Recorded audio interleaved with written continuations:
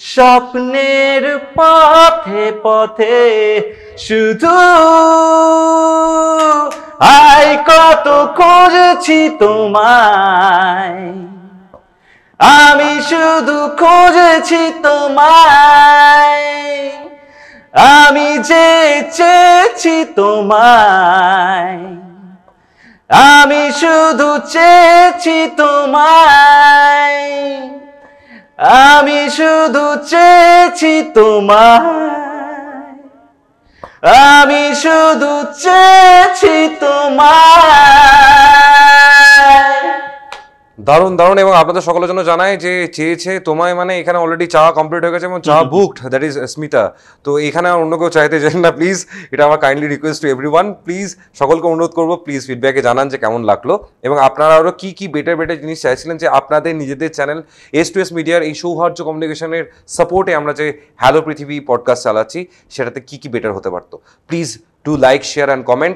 এবং সুদীপ্তদাকে যদি আমরা আবার পরে সময় পাই এবং মানে আমরা যদি আবার কিছু প্রশ্ন আপনাদের থেকে পাই তাহলে আমরা আবার একটা সেশন করব এবং সেখানে হয়তো আমার জায়গায় আপনিও বসবেন এবং আপনিও প্রশ্ন করবেন আমাদের এখানে আসা সেই গেস্টদেরকে। তাই সকলকে জানাই অনেক অনেক ধন্যবাদ এবং দেখার জন্য। এবং স্পেশালি আমি জানি আপনারা শেয়ার করবেন এবং যদি কোথাও রিলেটেবল লেগেছে সেই জায়গাটা শেয়ার করতে বলবেন না, কারণ সুদীপ্তদা হলো একটা symbolical example of all the men working and trying their best to create the best life for their family. তো সকলকে জানাই অনেক ধন্যবাদ। সঙ্গে থাকুন, সঙ্গে নিয়ে রাখুন আপনার নিজের চ্যানেল S2S মিডিয়া। নমস্কার।